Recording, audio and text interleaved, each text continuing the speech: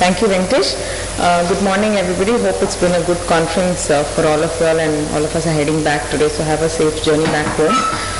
Though my talk is on the prevalence, genetics and epidemiology of pathological myopia, it will be more focused on myopia or high myopia in general, because there are not too many epidemiological studies on pathological myopia as such.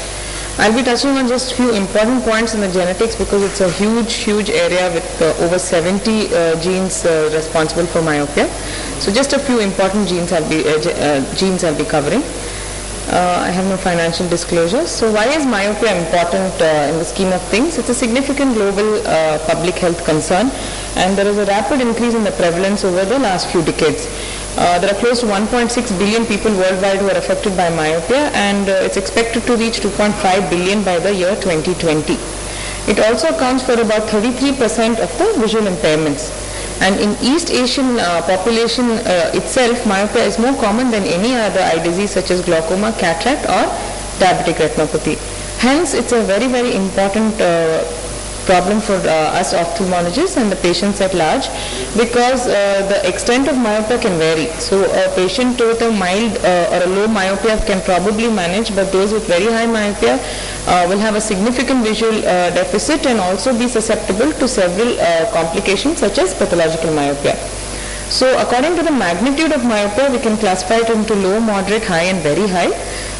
And very high would be above -10 diopters. So what exactly is pathological myopia? It is different from the simple myopia in that it is rapidly progressive, and it is associated with degenerative changes in the eye, which the other speakers will elaborate upon. What could be the possible cause? There is a rapid axial growth of the eyeball outside the normal biological variation of development. And the most important causes are probably genetic, though its environment is also known to play a cause. So let's talk a little bit about the epidemiology and whom myopia is seen more common in. So at birth, about 24 to 50% of them could be myopic, and it's more common in premature infants. However, the prevalence of myopia decreases by 1 year of age due to metropolization. And at 5 to 6 years of age, it's about 2%, and 13 to 14 years old, it again tends to increase to reach about 15%. In Taiwan, it's supposed to be extremely common, and about 84% of 18-year-olds are myopic. And however, in the Western countries, like I mentioned before, the prevalence is much lesser, with around 20%. I'll be going into individual countries when we come to the prevalence. Coming to the gender, in general there are no significant or major differences between the males and females. However, progression tends to begin and end earlier in females, and high myopia is also a little more common in females. Regarding ethnicity, it's highly prevalent in Asians, the Arabs and the Jews, and lower prevalence is seen in Caucasians, the blacks and the South Sea Islanders. Again, it's seen more common in urban communities, and there has been a close link with the level of education and the higher intellectual quotient for myopes, which is probably only the positive side of all this. So, I mean, if you're a high myope, it's possible that you have a high IQ. So coming to the prevalence, the Beijing eye study, the Shipai eye study and the Japanese study has shown the prevalence to be very different, with the Beijing eye study giving the prevalence of high myopia to be approximately about 1.5%. These studies have been done extensively in Taiwan as well, because of the high prevalence in Taiwan. In Singapore, they've done an interesting study where they have compared the difference in prevalence between the Chinese, the Malays and the Indians all residing in Singapore itself. So here they looked at the inter-ethnic variation, and they found it to be fairly high again in the Chinese, with Malay and Indian being a little comparable. Closer home, studies from Bangladesh, Pakistan, Indonesia and Mongolia all show varied prevalence ranging from 17 to about 36%, and they've all been studies covering almost 2,000 to 4,000 population. In India, there have been two major studies. One is in Andhra Pradesh, which reported a prevalence of myopia in 40 years and older to be about 34.6%, with rural being 38 and urban being 31. So the high prevalence of myopia in rural Indian population was known to be probably due to the higher rates of nuclear cataract, because in other countries it's more prevalent in the urban population. In yet another study of rural Indian adults aged over 39 years, they found the prevalence to be 31%. However, in both these studies, the extent of non-participation bias cannot be elucidated, as neither of the studies reveal details about respondents and non-respondents. So here is a table which is the only one available for the incidence or the prevalence of high myopia. It shows it to be about 2.2 in the Blue Mountain study. The Beijing study shows it to be 3.3. The Handan Eye study in China shows it to be about 2.1, the Shipai at 2.3, and the study from Japan at 5.7, which is very high for a high myopia.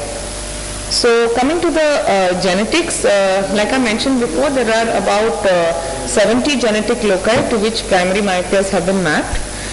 It's a very complex multifactorial trait driven by both genetic and environmental factors. So the environmental impact of on myopia is also supported by the rapid increase in the prevalence of myopia over the past few decades that cannot be contributed only to the changing genetic pool.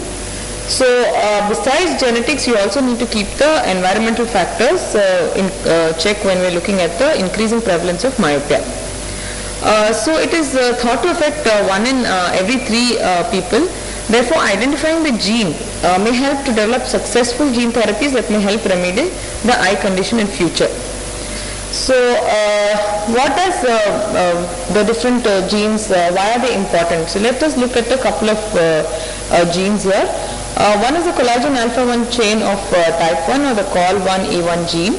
This encodes the major component of type 1 collagen, and this is the fibrillar collagen found in most connective tissues including cartilage. It is most abundantly seen in the bone, cornea, dermis and the tendons. And mutations of this is associated with conditions like osteogenesis imperfecta, Ehlers-Danlos syndrome, the Caffey's disease, idiopathic osteoporosis. So what exactly does COL1A1 do? It produces a component of type 1 collagen. And why is collagen important is that it's a protein that strengthens and supports many tissues in the body. Like I mentioned before, it's also seen in the cornea and the sclera. So what happens is the pro-alpha 1 chain, which it codes for, unites with another similar chain along with the pro-alpha 2 chain that is produced by another gene known as COL1A2 gene. So they combine together to form procollagen, which is processed outside the cells and cross-linked with each other to form very strong mature type 1 collagen fibers. So this particular gene is located on the long arm of chromosome 17 between positions 21.3 and 22. So all this basically helps us to map the genes that are responsible for myopia. Like I mentioned, the other gene is called to A1. This is important for the component of type 2 collagen pro-alpha 1 chain. This is again primarily found in cartilage and later gets converted to bone even and present in the nose and external ears. Type 2 collagen is also part of the clear gel that fills the eyeball, the inner ear and the center portion of the disc between the vertebrae. This type 2 collagen basically adds strength to the connective tissues and supports various organs. Mutations of this gene are associated with achondrogenesis, chondrodysplasia, familial osteoarthritis and several others. This is located on chromosome 12, the long arm, between positions 13.11 and 13.2. Another thing is the ACTC1 or the actin alpha cardiac muscle 1. This is a protein, the protein encoded by this gene belongs to the actin family, comprising of 3 main actin isoforms, that is the alpha, beta and gamma. They are highly conserved proteins that are involved in various types of cell motility.